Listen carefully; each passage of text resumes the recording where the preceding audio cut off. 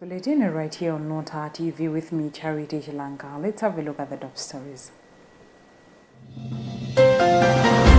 Pope Leo XIV to undertake apostolic journeys to Africa, Monaco and Spain in 2026. Parliamentary committee pledges to bring lawmakers accused of improperly benefiting from NIF loans to justice. Center for Democracy and Economic Development Initiatives gives Chief Justice Mzigamanda and Attorney General Mbeta a 7-day ultimatum to resign over corruption allegations.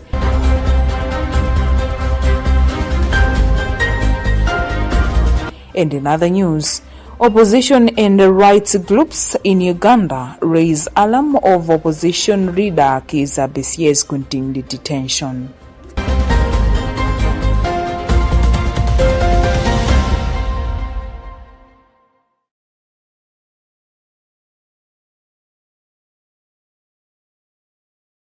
We do have the details to these and many other stories. Stay tuned. Pope Leo XIV will embark on 3 apostolic journeys in the coming months, visiting the Principality of Monaco at the end of March, traveling across 4 African nations in April, and journeying to Spain and the Canary Islands in June. The Holy See Press Office announced on Wednesday that the Holy Father will begin his apostolic journeys for the first half of 2026 with a 1-day visit on March 28th to the Principality of Monaco, followed by a 10-day journey to Africa from 13th to 23rd April, and concluding with a 6-day visit to Spain from June 6th to 12th. We have a Vatican News report being read in our studios by Tandiwe Msomara. In Africa, the Holy Father will visit Algeria, Cameroon, Angola, and Equatorial Guinea. The longest leg of the journey will begin in Algeria, where he will travel to Algiers and Annaba, walking in the footsteps of St. Augustine, Bishop of Hippo, to whose figure the successor of Peter is spiritually linked. From there, Pope Leo will continue to Cameroon with stops in Yaoundé, Bamenda, and Douala, including the Anglophone region in the north of the country, where a civil conflict has endured for nearly a decade. The journey will then take him to Angola, where he will visit Luanda, Muxima, and Sao Remo, before concluding in Equatorial Guinea, the only Spanish-speaking nation in Africa, with visits to Malabo, Mongomo, and Bata. This complex and meaningful journey will unfold as a pilgrimage of memory and hope, marked by a focus on peace and reconciliation, as well as closeness to the poor and to those who dedicate their lives to serving the most vulnerable. The Holy Father's visit to the Principality of Monaco on March 28th will inaugurate these apostolic journeys.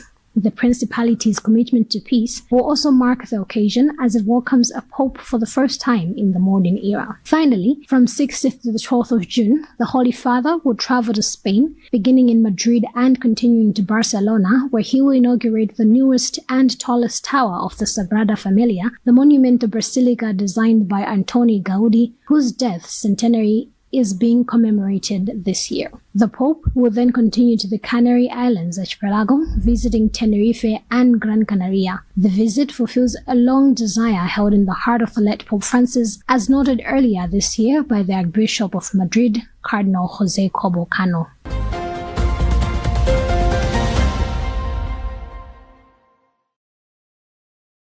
Chairperson of the Parliamentary Committee on Commissions, Statutory Corporations and State Enterprises, Sylvester Ayuba James, has pledged the committee's commitment towards exposure of all individuals involved in malpractices at the National Economic Empowerment Fund, NEF, and ensure that appropriate arrests are made.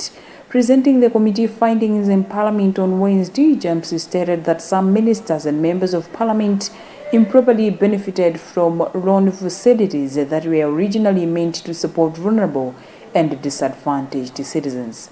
Patrick Pupa has filed a report read in our studios by Gideon Kachala. James said that committee will work closely with relevant law enforcement and oversight institutions to make sure that those who abused the loan facility are held accountable. Furthermore, the report highlights that committee established that political influence has had a major impact on NIF effectiveness, with loan eligibility and being distracted as rewards for political loyalty rather than on merit. Among other observations, the report noted that the involvement of young people, women in NIF programs remain very low. First on the findings, when the NIF management came to Parliament to appear before our committee, they gave us the impression that assets were deteriorating, all kinds of assets. And so when we went to verify, we discovered that was not correct. No asset was deteriorating. There was no any fear of deterioration, not this soon. All assets were in good shape, and so there was a kind of misrepresentation. Meanwhile, the Minister of Local Government, Dr. Ben Pidi, commended the Parliamentary Committee on Public exposing those responsible for the malpractice and ensure that appropriate alerts are made.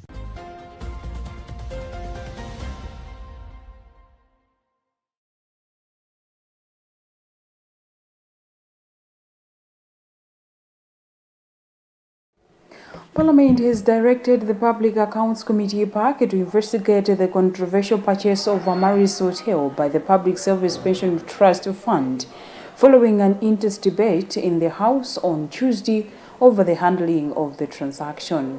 First Deputy Speaker of Parliament Victor Musowa announced the decision after government and opposition legislators crashed over the deal, particularly concerning the amount of money already disbursed. Earlier last week, the Reserve Bank of Malawi ordered the Board of Directors of the Public Service Pension Trust Fund to rescind the purchase of Amaris Hotel. Tando Mzumara has found this report. As the government prepares to roll out the new financial plan, education expert and activist Benedicto Kondowe says priority should be placed on strengthening the newly introduced free secondary education policy. He says, beyond removing fees, authorities must ensure schools have enough teaching and learning materials, while also filling the gap left by the removal of school development funds. Our immediate expectation is that the national budget will provide resources to anchor and support the introduction of free secondary education, which has just been rolled out, in terms of the ORT, but also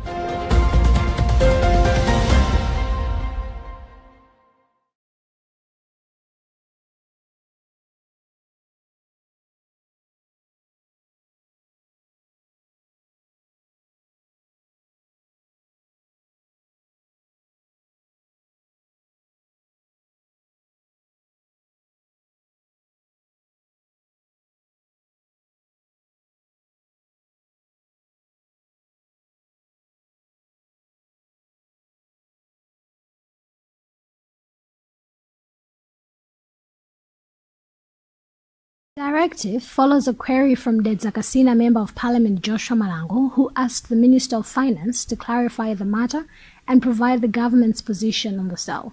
In response, Minister of Finance Joseph Mwanamveka recommended that Parliament establish a committee to investigate all matters related to the sale and purchase of the hotel, including any payments already made. Mwanamveka also admitted that the government is dissatisfied with the manner in which the fund conducted the transaction. Republic of Malawi is not happy with what has happened at the public sector pension fund. That's why we have mandated the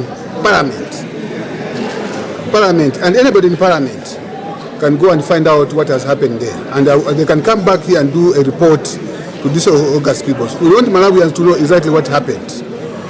What happened there. That's what I think. That's why we are asking them to do so. In terms of who would do it, that will be the mandate of the Speaker to determine who's going to do the exercise. But meanwhile, Malango has welcomed the decision, urging a thorough investigation, noting that 98 billion Malawi kwacha has already been paid from the total 128 billion Malawi kwacha.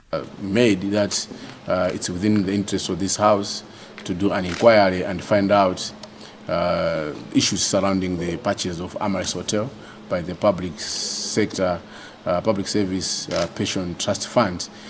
These are public money because it's a fund which is contributed by civil servants as their pension funds. Recently, the Reserve Bank of Malawi warned that administrative penalties could be imposed on the pension fund trustees should they fail to rescind the acquisition of Amaris Hotel within 7 days and submit the necessary report. For Luntha News, this is Tandiwe Mzumara.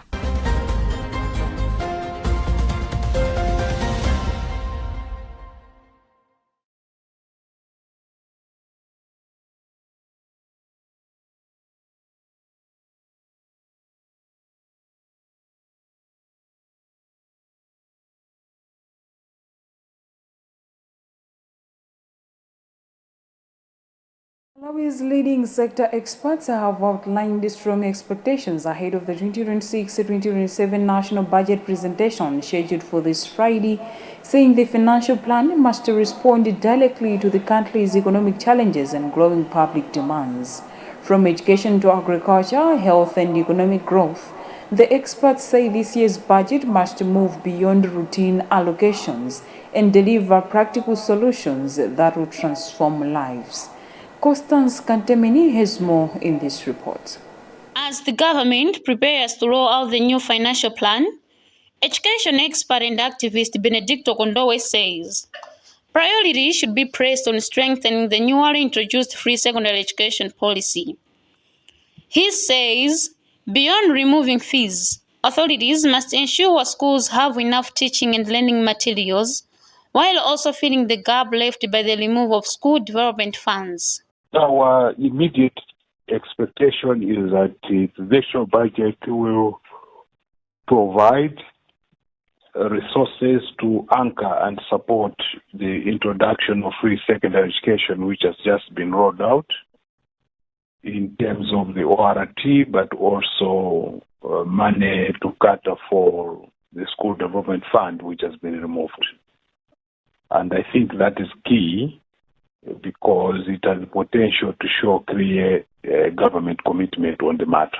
On the economic front, economist Habe Chirwa is pushing for a productive and employment-driven budget. Chirwa says Malawi needs bold investment in major infrastructure such as railways and road networks to boost economic activity and create jobs, while shifting from a consumption-driven economy to one focused on production in sectors like mining, manufacturing, and tourism. We are expecting a lot, and I don't think it's only a personal expectation, but it can be to a great extent of many Malawians, that the expected budget to be presented by the minister will cover, of course, the common things that has been covered previously, that the issues of construction. So my expectation on the construction issues is the government to introduce bigger projects. For example, the rail construction of rail network and the tarmac roads. Health expert George Jobe says stakeholders are expecting government to increase funding in line with international commitments that recommend at least 15% of the nation budget be allocated to health services.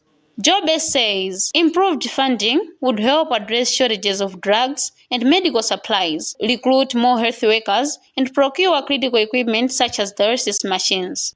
In January, we already presented our expectations, the recommendations to the Minister of Finance during the pre-budget consultation. And our expectation is that our requests will be considered.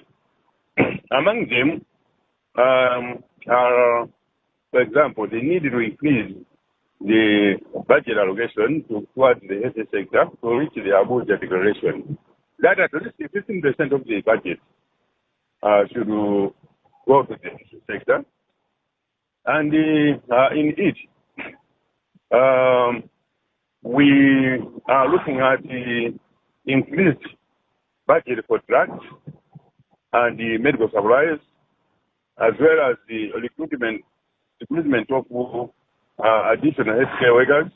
Meanwhile, agriculture expert Tamani Nkonomvula says the upcoming budget must urgently tackle the ongoing food challenges affecting many households. He says adequate resources should be directed towards food procurement and distribution, while ensuring timely funding of the Farm Input Subsidy Program to avoid past delays. There are basically four issues that could be immediate as we are looking forward to the presentation of the budget in as far as agriculture is concerned. So the first thing that I'll be looking at is how are we going to address the current food crisis that we are having. because there are still several households that do not have adequate food, and we believe that the government needs to do something about that. So we'll be expecting to hear in terms of the amount of resources that the government will be allocating to ADMA, but also allocating to NFRI in terms of procurement, but also in terms of food distribution across the country. We're expecting that ADMA markets should be opened, but all these things will need resources at the end of the day. Malawians are now anxiously waiting for the 2026 to 2027 nation budget, which Minister of Finance Joseph Mwanaveka is expected to present this Friday, 27 February. The financial plan is anticipated to set the country's economic direction for the coming year, outlining measures aimed at easing economic pressures while positioning Malawi in a path toward recovery and sustainable growth. For Luntha News in Lilongwe, this is Constance Kamtemen.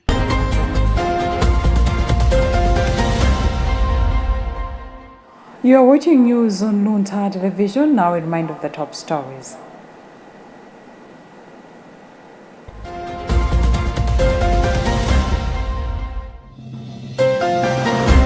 Pope Leo XIV to undertake apostolic journeys to Africa, Monaco and Spain in 2026. Parliamentary committee pledges to bring lawmakers accused of improperly benefiting from NIF loans to justice. Center for Democracy and Economic Development Initiatives gives Chief Justice Mzikamanda and Attorney General Mbeta a 7-day ultimatum to resign over corruption allegations.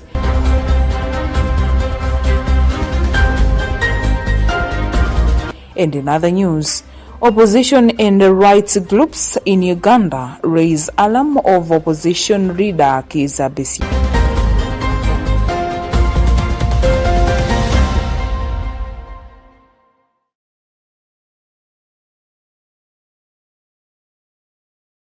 Moving on with the news, the Center for Democracy and Economic Development Initiatives SEDED has issued a 7-day ultimatum to Chief Justice Rezende Mzikamanda and Attorney General Frank Mbeta, demanding that they step down over what he describes as serious governance and integrity concerns.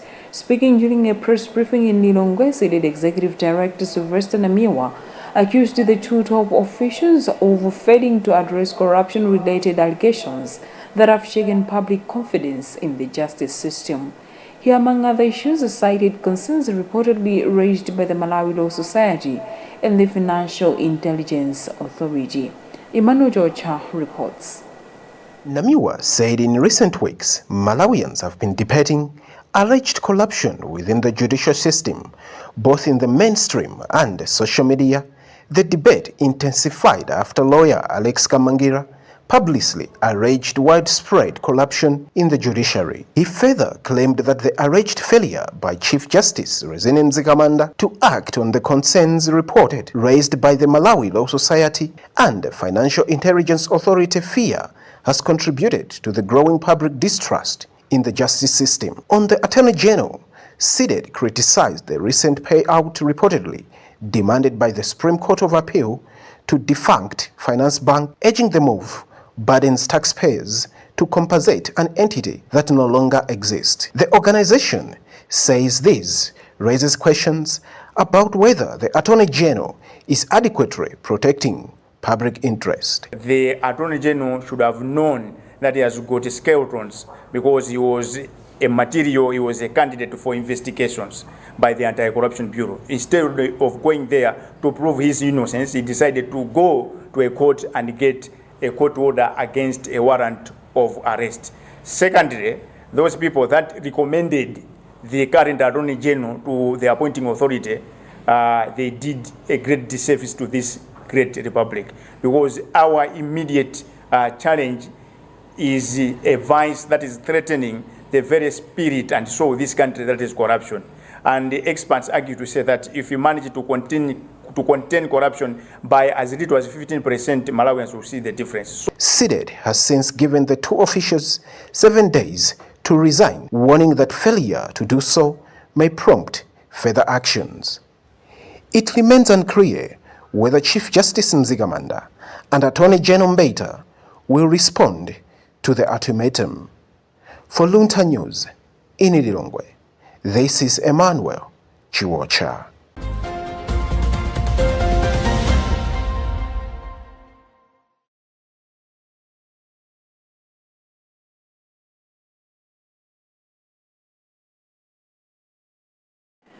The Department of Disaster Management Affairs (DODMA) says it has mobilized 149.7 billion kwacha towards the 2025-2026 in-season food insecurity response program, but still faces a funding gap of 59.7 billion kwacha to assist over 4 million people affected by prolonged dry spells.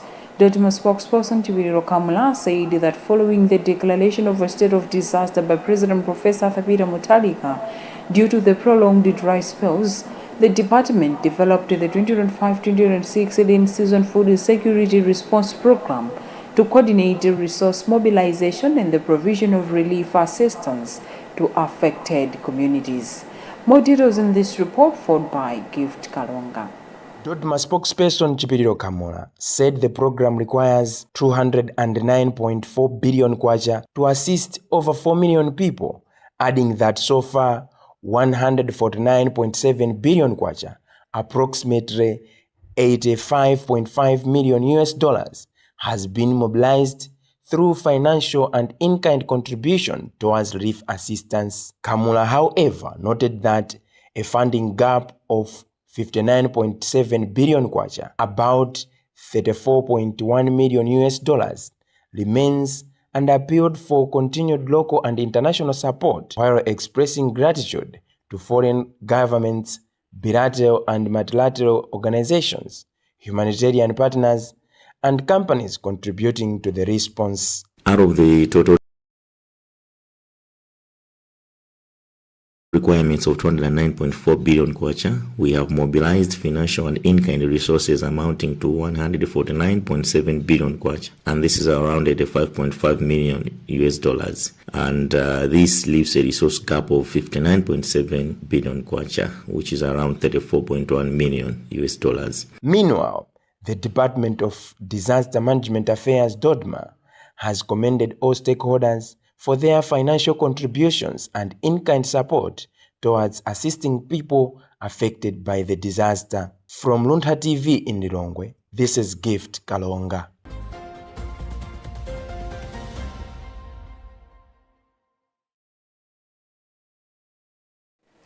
And in other news, supporters and close associates of Ugandan opposition leader Kizza Besigye have expressed glowing concern over his deteriorating health as he remains in detention. Dr. Besigye has been in custody for over a year, and his wife Winnie Byanyima says his physical condition is worsening, further alleging that Ugandan's chief of defense forces has made repeated threats against him. Byanyima claims that continued detention and repeated denial of bail are part of a broader plan to harm her husband. More details in this Africa News report read by Alison Banda.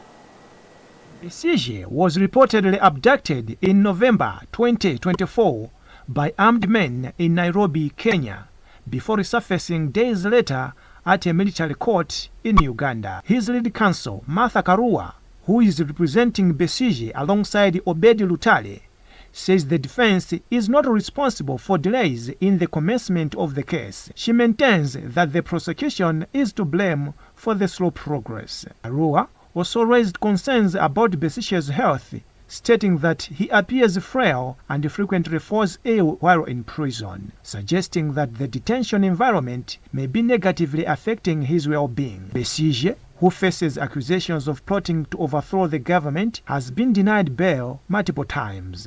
Human rights organizations and opposition figures argue that the charges against him are politically motivated and amount to persecution.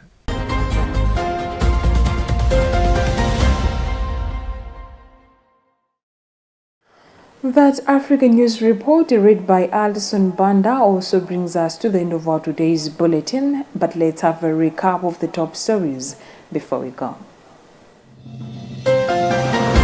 Pope Leo XIV to undertake Apostolic Journey 6. Parliamentary Committee pledges to bring lawmakers accused of improperly benefiting from NIF loans to justice. Center for Democracy and Economic Development Initiatives gives Chief Justice Mzigamanda and Attorney General Mbeta a 7-day ultimatum to resign over corruption allegations.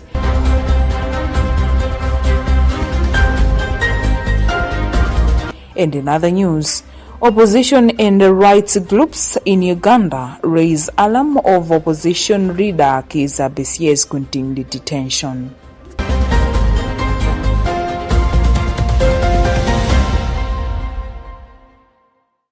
You've been with me, Charity Chilanga. Thanks for the pleasure of your company and stay safe.